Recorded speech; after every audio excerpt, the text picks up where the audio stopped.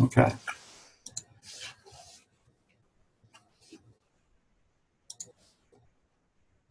Good afternoon. Thanks for joining us. I'm Chris Knudsen, for those I don't know. We're talking from SUNY Upstate, and this is our first edition of EMS Medicine Live.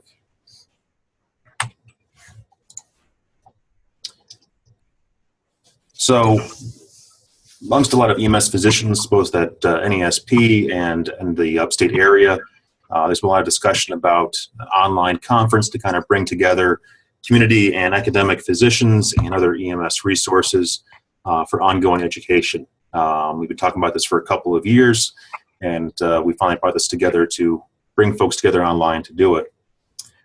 We do hope in our future we have group involvement from as many people as possible. At least from our standpoint, we want to at least meet EMS physicians and fellows at different facilities, and either the next coming months, hoping that other folks provide content for these conferences.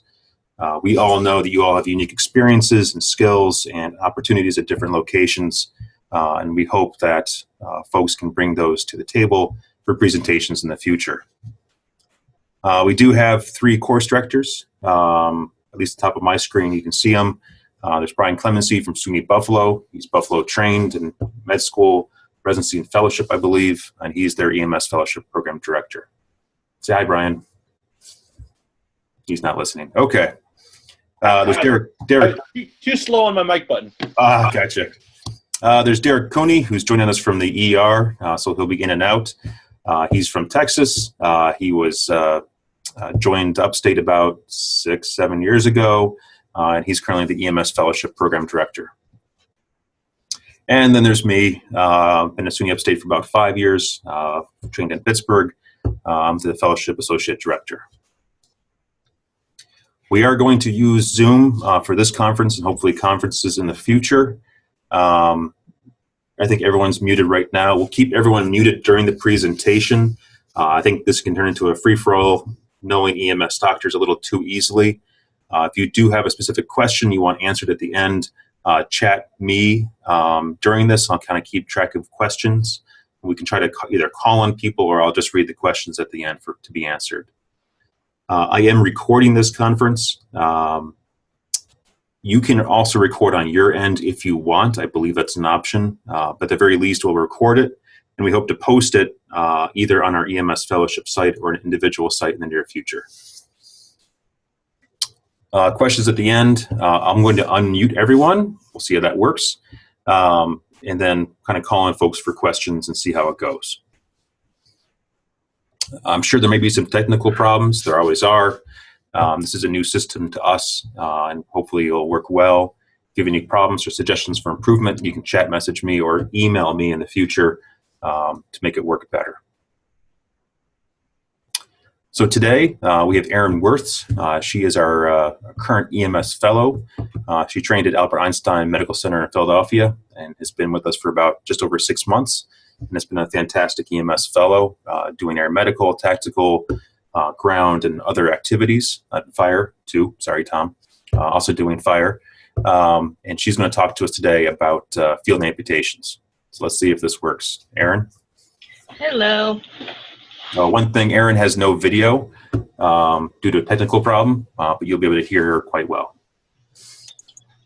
So when I was approached to do this first lecture, I was asked what topic I wanted to do, and one of my favorite topics and a topic that is getting a lot of talk right now is prolonged extrication and field amputations. So we decided to take a look at some of the research that's out there and some of the data and just put together a basic presentation for the first series here to try to invoke some conversation and see how well we could do with trying to get everybody together and get our opinions all in one place. So just to get started, 1 second. There we go. So just some basic definitions so everyone's on the same page. The definition of an extrication, we all know this, but it's removal from entrapment or a dangerous situation or position. When we talk about entrapment in the lecture, it's to be caught within a closed area with no way out. And when we talk about field or pre-hospital amputation, we're talking about the removal of a body part to aid in extrication in an attempt to save a life. There's another definition that I didn't put up here that I wanted to mention just because I talked about it a little bit in the end, and that's dismemberment, which is removal of a body part in the already deceased to help aid in the extrication in an attempt to save a life that may be entrapped beyond that deceased person.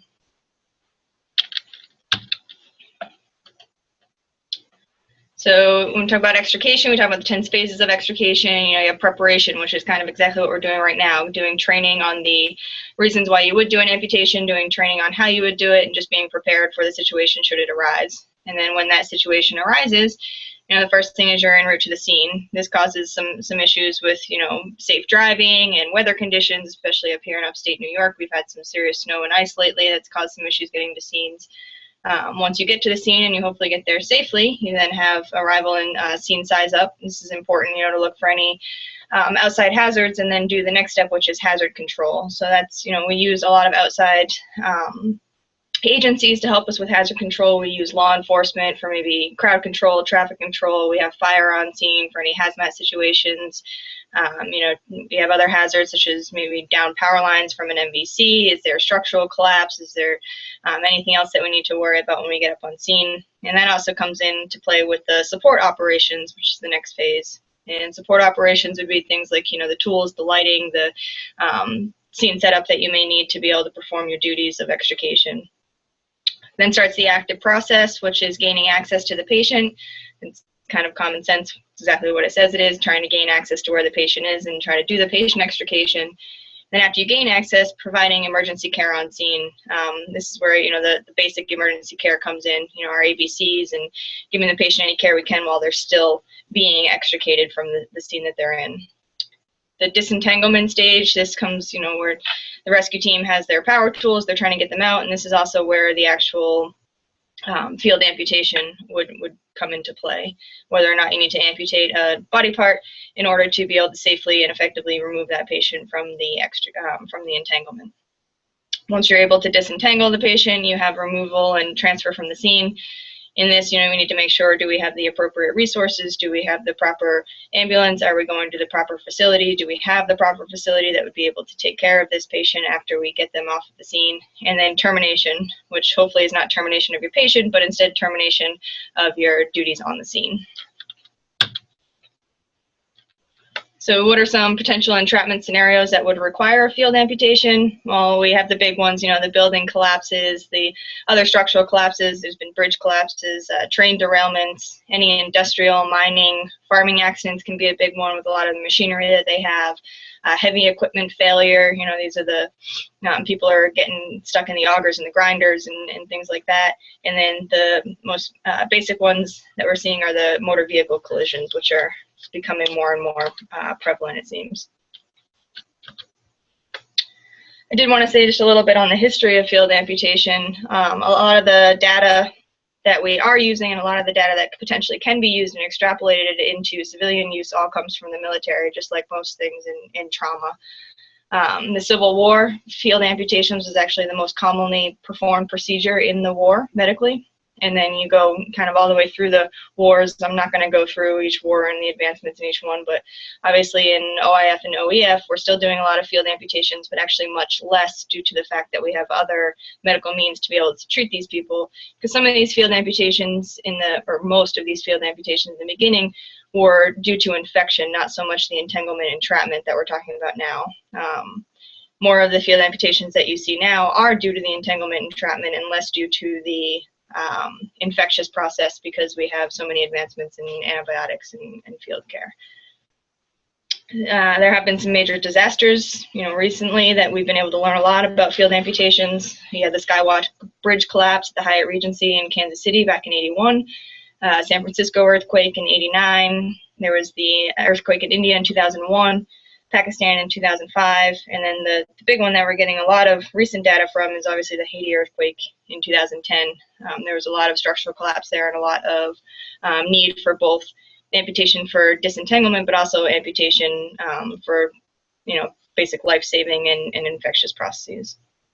And then another thing that I just wanted to touch on was sort of this evolution that we're seeing of field amputations predominantly being done strictly by trauma surgeons in the field, to now we're seeing a big shift towards, us as EMS physicians being the people who are being called upon to do these. And then also, there's a case of a paramedic, and then the whole discussion of whether or not this should be a paramedic level skill under the direct supervision or indirect supervision of an EMS physician. So there are some people who strictly believe that this still should just be a trauma surgeon or orthopedic surgeon procedure. Obviously, most people listening to this talk, myself included, don't feel that way. We feel as though this is an EMS physician procedure. And then, I'm sure even the people that are just tuned in here now have very differing opinions on whether or not this should be a paramedic level procedure.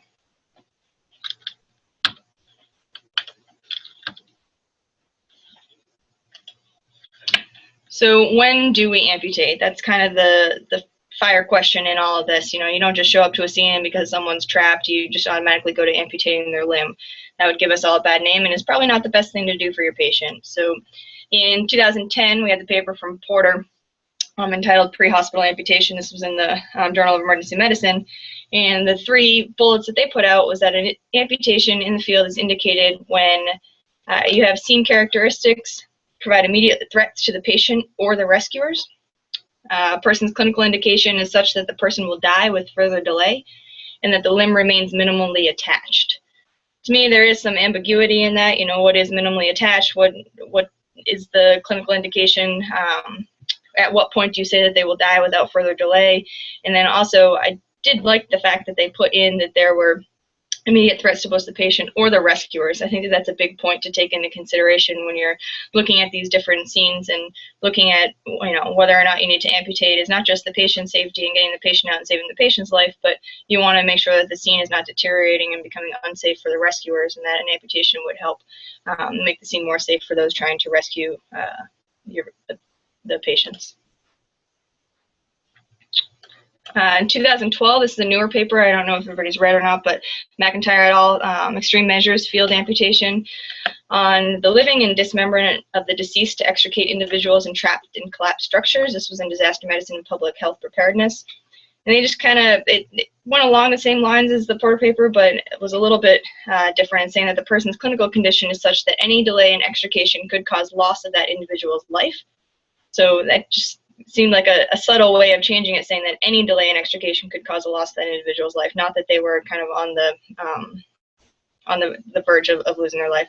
The environment poses such a high level risk to person and rescuer, again they included rescuer, such that it cannot be ameliorated and is immediately life-threatening. And the individual's degree of entanglement or entrapment is such that extrication is not possible without amputation. Now that also led to some discussion saying that at what point are you able to say, and who is the person who should have the authority to be able to say that extrication is not possible without amputation? Is this a physician thought? Is this something that you obviously would want to make in conjunction with the people who are doing the technical rescue? Is this, a joint conversation that should be had, and who should be in on that conversation?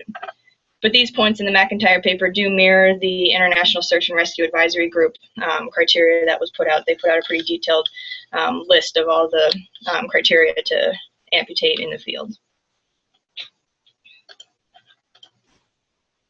So what can we use for more objective data to be able to determine when we go up on a scene of whether or not this is someone who needs an amputation? We do have different scoring systems that are out there. The one that I was most familiar with is the MES, the Mangled Extremity Severity Score. But I did find these other ones, the LSI, which is the Limb Salvage Index, PSI, Predictive Salvage Index, the NISSSA, and the Hanover Fracture Scale. The only problem with these scoring systems is that these are mainly applied to more sterile conditions. You have a patient who's already in the hospital, and the surgeons are determining whether or not their already injured limb is salvageable or not, or whether they would benefit better from amputation. So some of these can get pretty complex. I think that if we're going to use one, and this is a point of discussion at the end, that the least involved and the easiest to apply to pre-hospital is the MES, the Mangled Extremity Severity Score. For that, if you have a score greater than or equal to 7, it's 100% predictive of amputation. So just to go through some of them. Sorry, I'm just having a hard time advancing the slides. The MES, so you have different areas that you look at to try to get a score. The first one is what type of energy was involved in the actual entanglement. So, if you have a low injury, they get low energy injury, they get 1 point. If you have a medium, all the way up through massive crush. Then you then look at their vital signs. So there's the shock group, normotensive, hypotensive, prolonged hypertension, how much ischemia is involved in the limb, and then they have a category for the age group. Now, looking over this, one thing that I found is if you roll up on a scene, you have a very stable patient, vitals-wise, their blood pressure is completely normal, but you have someone who is involved in a massive crush and has a pulseless, cool, paralyzed, numb limb without any cap refill. Right there, they're already at an 8, so they're above the 7 that it's saying, 100% predictive of amputation. So that kind of goes against the prior slides that say that, when you should amputate would be when you have a patient who is becoming unstable, and this is to prevent life threats. Just to go through some of the other ones, I'm not going to go through these step by step. A lot of them get pretty complicated. Not really complicated, but more convoluted the further we go on. But the limb salvage index, they talk about, the artery, the nerve, the bone, the skin, muscular tenderness, the deep vein, and then how long they've had warm ischemia. So, and you see that's really applied a lot easier in the hospital setting. Predictive salvage index, the same thing, the artery, the bone, the muscle, and then interval up to, and they already mentioned the operating theater. So again, this is more, limb amputation after the fact, after they've been in the hospital. The NISSSA scale, this you're talking about grading of the soft tissue injuries. You're talking about the different types of fractures, things that you really can't see that well on scene unless you have an injury that is so large that you're able to see the fractured bone coming through in the mangled part of the extremity. But to me, when you're at that point, when you're on scene, you're already leaning more towards an amputation than not anyway. So I just don't see the utility in these that much in a pre-hospital setting.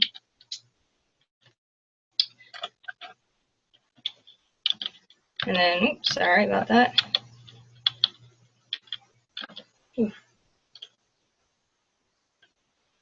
There you go. And then the Hanover fracture scale, again, very complex. And, you're talking about bacteriological smears and ischemia and compartment syndrome and things that we're just not going to be measuring on scene. So we talk about doing a failed amputation. One of the things that were discussed in a lot of different papers I read was what is the ideal equipment bag? And I think that everyone's going to have a different list of ideal equipment that they have and a different list of what they're actually keeping on their response vehicles or on their persons and able to perform a failed amputation. I put together a list of the stuff that would just seem to be common throughout all the different equipment lists that I found. Number one, obviously, is PPE. You need a mask, you need gloves, you need something to protect yourself from the bodily fluids and everything else that comes in with doing a field amputation. The next thing that everybody needs is some way to do the amputation. So whether that's a Geely saw or an electric bone saw versus some of the talks that we've been having. I actually just had a pretty decent conversation with the rescue crew here in Syracuse yesterday. Was, what do they have on their trucks if we needed to do a field amputation and either couldn't access with the Geely saw in a circumferential nature, didn't have an electric bone saw, what do they have on their trucks? Well, they have reciprocating saws, sawzalls with different fine tooth bits that can do bimetal and maybe it might be useful for bones. They have the hydraulic cutters, they have the jaws of life, but there was one paper that was put out that said that yes, the jaws of life is probably one of the fastest ways to be able to do it. It took on average 2 cuts to be able to go through the bone, but the issue was that was that the proximal bone that was left behind was extremely comminuted. You're basically crushing and splintering the bone as you use the hydraulic cutter. So when we talked to the rescue, some of the stuff that they saw would be useful on their truck was really the sawzall, being able to have little kickback and being able to reach these people who are in awkward positions that are leading to them needing to be amputated anyway. Obviously on our truck we have the Geely saw that we keep with us, but as we saw when we just did some cadaver amputations training in the lab, Dr. Knudsen and I, the ends of those tended to break off rather frequently, so we ended up having to use some gauze to wrap it to prevent ourselves from being cut by the wires on the end while we were doing amputations. And these were in people that weren't in austere environments and weren't entrapped in things. These were cadavers laying on tables. Other thing you need obviously is a scalpel. I say scalpels with an S because if you have dulling of the blade, I think it's important to have multiple scalpels on scene. Some sort of bleeding control agent, the tourniquet is the big one, being able to tourniquet proximally to where you were. Having things such as hemostats, clamps to be able to stop any arterial bleeding or, that you may have after the amputation or during the amputation. And then whether it's Israeli bandage or some hemostatic agents, quick clot gauze or whatever you guys decide that you have in your bag to be able to control any massive bleeding that may happen after. For sedation, people are using different things for sedations. A lot of people are using either a morphine or fentanyl opiate and then a benzo on top of that. I have been a fan of ketamine lately. And then, do you carry RSI drugs? Do you RSI these patients? Can they be safely reached for intubation? Are they in an area where you can safely control their airway? If you can't control their airway, do you want to be giving them opioids and benzos and taking away their airway reflexes, or do you want to stick more with the ketamine and try to keep their airway reflexes intact and keep that airway dry for them? Just some other considerations, for field amputation, this problem with informed versus implied consent. If you have a patient who's on scene and they're unconscious and they're entrapped, is there an implied consent that they would want their limb amputated if it means that they would be able to live through the incident versus dying with their limb intact? I think that that's a interesting concept because we use implied consent in the emergency department and in the pre-hospital field all the time. These people who are too sick to consent, or there's their intervention is time critical. But I think that some people's feelings of that amputation may be sort of on a whole different level. You're literally taking away a part of someone's body. So is there an issue with implied consent there? And then also informed consent. If you come on a scene and a patient is awake and alert and oriented and you're going to medicate them, do you get informed consent from them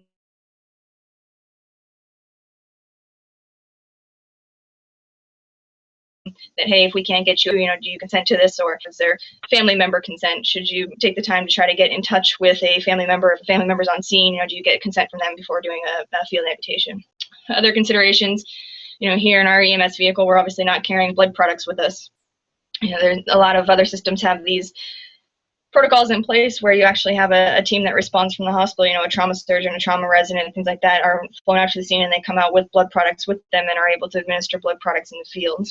And then antibiotics and tetanus, the same thing. We're not giving, pre-hospital antibiotics when we're doing these field amputations, which may become a problem when you're in a situation where you're rural and have extremely prolonged transport times. Is that something to think about? Should we, have antibiotics available, or is this even a consideration, or can it just wait until they get to the hospital?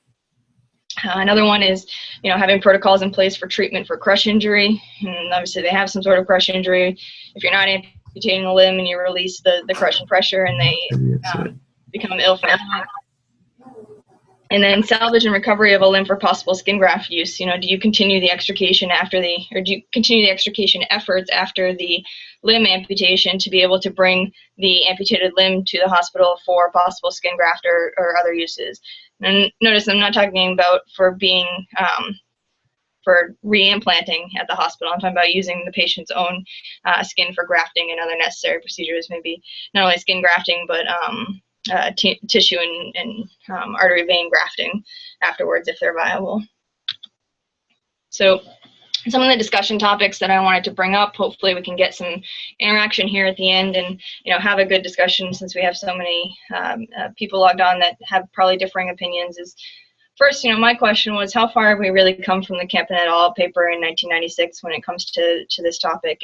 Has there been a shift from trauma surgeons to EMS to medics? Has there been a shift in, what we use as reasonings for why we amputate? Has there been any real changes that are worthy of discussion? And then, should amputation decisions be based on time of entrapment, vital signs, exhausted resources, limb appearing unsalvageable, all of the above, legalities of these definitions, because I feel like they all have some ambiguity to them as to, at what point do you say, okay, and pull the trigger and do the amputation? Should these definitions and decisions be different for urban cases versus rural cases? In the rural areas, you're going to take off this limb, and then on top of that, you have an hour and a half transport time to a hospital. That I think that brings in a whole different set of difficulties and interesting complications that can happen with this procedure. And should these be regionalized? Should they be scene specific? Some other discussion topics. Who should be performing these amputations? I touched on it a little bit Should this be only versus emergency physicians only versus EMS and emergency physicians or other physicians who have EMS certifications and pre-hospital experience? And then should there be a development of a national versus a regional versus system-specific protocol? Should this be something that's at the national level for these big disasters, or should it be that each, fire department, medical director, region has their own protocol in place for not only when to activate the system, but who's actually going to respond to these calls and what resources are available?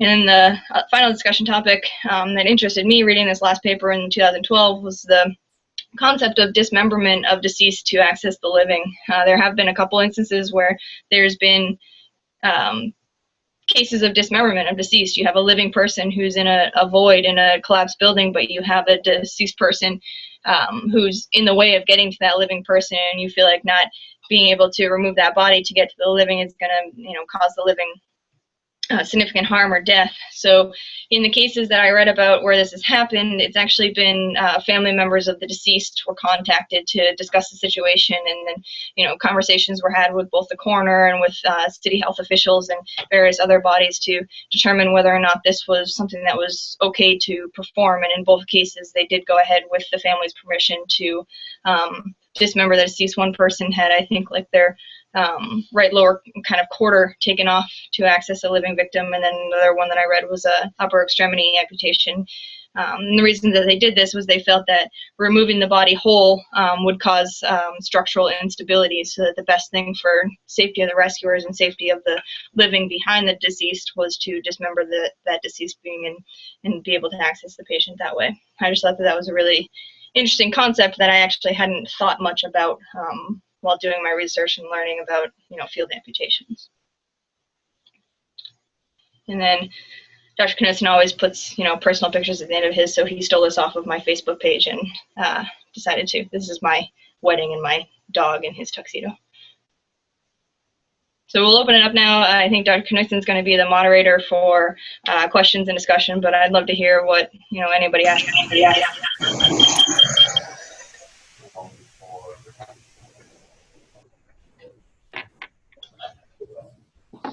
Chris, you're muted yourself, buddy. That helps. All right, I've unmuted everyone else except for Derek, who's in the ER. So if you have any questions, go ahead and speak up. I think our group is small enough we can handle that. I did have one question for Aaron. The Giggly Saw is more of a handheld device, which we've practiced on a couple of times. How easy do you find it to use to take off limbs, and would you have used it on the bus patient or bus case if it had come to that? That is what we had with us to be able to use on the bus case, but that also brought up the conversation on scene of what the rescue company had that we could use an alternative. When we used it in the lab on the cadavers, once you actually got down through with the scalpel to the bone, the procedure of taking the limb off itself with the whether you call it giggly or geely or whatever you want to call it, saw. The procedure itself was pretty easy, other than the wires at the end busting on the handles and us having to use the gauze to wrap around to protect ourselves from being stabbed by the wires. I would personally like to see, the difference even in the cadaver lab of using the bone saw versus a just flat out reciprocating saw versus using the just because of the issues that we would have had on that scene with getting circumferential access to that leg. That would have been the really big problem, is being able to get that wire behind the leg to be able to, do the amputation itself. Whereas if you had a reciprocating, you could come at it from any angle. Okay, good. Are there any questions from the group or any comments? Aaron, it's Brian. Can you speak to where exactly, if you did have to do a field amputation on this patient, you would have cut compared to the length the patient ended up with the operative formal amputation in the hospital? So, oddly enough, like I said, I went and saw the patient in the hospital afterwards, and where his amputation ended up was just as proximal as where we would have had to do the amputation in the field. It would have ended up being almost exactly the same spot, within a couple of inches. So it's likely they would have actually lost more length then, right, during the revision of your field amputation? Yes. Yeah. In the same place. I think that's true, because I think that anything that we do, they're going to need to be able to, recede a little bit more to be able to get the skin and the grafting and do a proper closure and be able to, tie off the so-called loose ends that we would leave them. But it still would have been probably within a couple of inches, but it would have been a very high field amputation, and he ended up having a very proximal hospital amputation. Good. Any other questions from the groups or comments? So I'm just kind of curious. So we have a custom surgical kit from Centurion, right? So we use at SUNY Upstate, and we tape the giggly saws to the outside of it. So you basically have everything you need. Do surgical airways, a modified clamshell thoracotomy, and amputation, just in one kit, and then the giggly saw. If you watch the University of Wisconsin video, they use a hand held wireless bone saw, and so that's kind of interesting instead of the giggly saw. But I'm just curious, basically, what is everybody else carrying? Are you prepared for this? And if so, what's your approach? And how would you address this?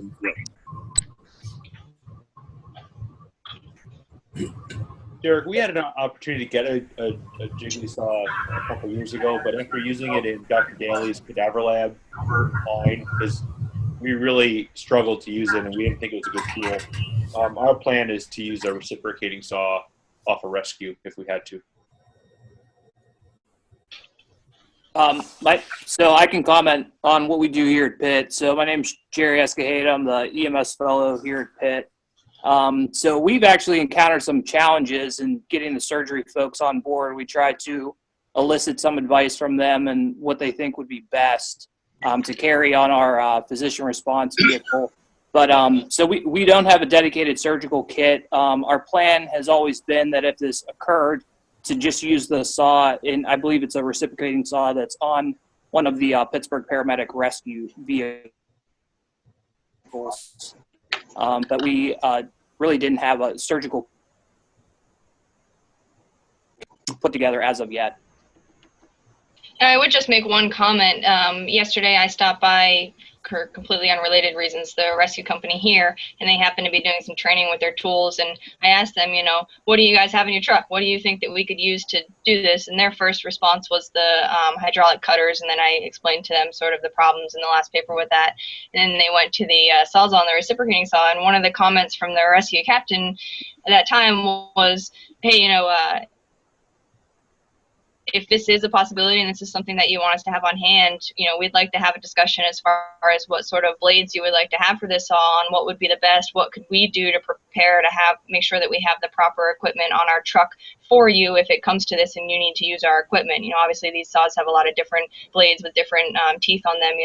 They had some very intelligent questions as far as, here's what we have for the blades, here are the different indications for them. Obviously, none of the indications are human bone, but, asking about, what they would need for us to be prepared. So I think that brings up a point of, if you're planning on using your rescue company's equipment, having a conversation with them so they feel included in that decision-making process and to be able to evaluate what they have on their truck and what we would be asking from them in the event that you wanted to use their equipment.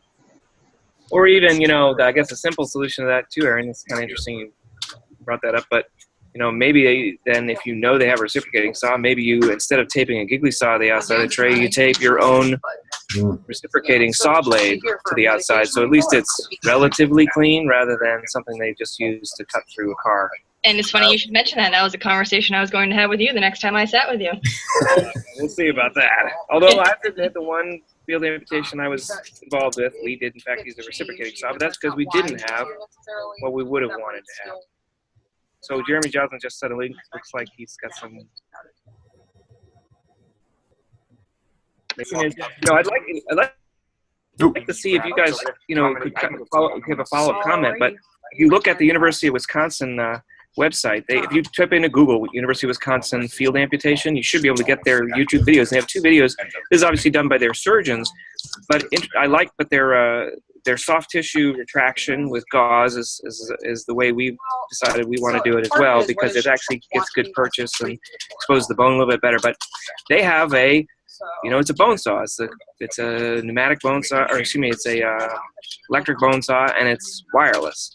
So, another option would be to say, well, maybe we should carry our own reciprocating saw. But I would advocate that if we were going to spend money and carry a battery-powered saw, perhaps a bone saw would make sense, because it can get into tighter spaces that even than the reciprocating saw, because it cuts with a flat edge. Rather than having to get on top of the bone and cut down through it, it can cut from the front. So I can see the advantage there. The giggly wire, I'll just tell you that I've done this every year in the anatomy lab for the fellow, and we practiced with the team members. And I don't seem to break a lot of wires. But the truth is, if we're breaking wires even in the anatomy lab, in anyone's hands, the likelihood of breaking them on the field when they're getting caught up in, stuff under the dash and things is something to really consider, I suppose. But that's how we always plan to do it. It's a cheap and easy way. But if we're finding that might not be the best, it would be interesting to see what other solutions we can come up with. I understand the reciprocating saw concept, and there is that paper that Aaron talked about that has the when you crush cadaver bone with a hydraulic, it just splinters into bits. So there's not going to be a good limb salvage situation there. But yeah, just to be clear, when we did the saws in the amputation cadaver lab, it was only one, right? Because one actually broke in half. The other ones, the problem that we were having is where they're twisted at the end to go into the handles, the part that was twisted was coming undone. So we weren't able to get a good grip on it. So what we ended up doing is actually having to wrap it around the handles and then use some gauze to protect ourselves from poking wires. It wasn't that the one time it did split in half, but I also think I was going a little she-hero on that one. But well, we used forceps or some sort of clamps to hold the wire in place, then wrapped gauze around that. Right. We had the same problem last year with our last fellow of the wires breaking in the anatomy lab. I'd almost see us in the future, if I did use the giggly saw, taking the handles off, using the clamps and gauze, and just starting from there and not wait for it to break. The attachment is just so weak, it's not going to hold under the strain. So, and one other comment, there was, I forget the paper we reviewed in Journal Club a couple years ago, with Wisconsin or Minnesota had a field amputation, took off one leg with a reciprocating saw, took the patient out, went to the hospital, had both sides revised, and it was the side taken off the field was fine, the side taken off from the hospital got infected. It's only an N of 1, but just kind of a curious factoid. Hey, Mike Daly's still on. And Mike, would you talk about your amputation lab? I think it's been a number of years since anyone from here has been to it. Are you guys still using the giggly saw, or have you looked at other techniques?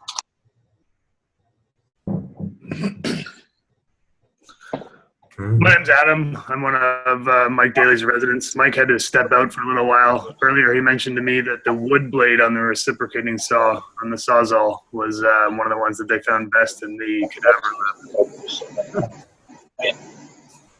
Okay, it's good to know. it's really interesting because talking to the rescue, they were saying that they were worried that might not be the best one, openly admitting that they had no idea what bone would be like to saw through. But I mean, I'd be interested in our next cadaver lab coming up, maybe playing with some of those and seeing which one works the best for us. It's a good idea. We're coming up in about 50 minutes. Any other comments from the group or questions? Okay, good. So we'll wrap things up. Thank you, Aaron. That was fantastic, and I appreciate the group's input to adding to this as well. That's what we're looking for and hope happens in the future. We are going to tentatively schedule the next conference for February 19th at noon. I may send out a doodle to the group to see if there's a better time for all of us. I know there's no way to get all of us together all the time at the same time. EMS just does not work that way. But we'll ask the group, is it a better time? And if not, we'll do it the 19th. Topics to be discussed, we'll figure that out the next week or so and then share it with all of you. I wanted to thank you all for joining us. I think it went well. Zoom seemed to handle it, and we'll come back next month. Thank you.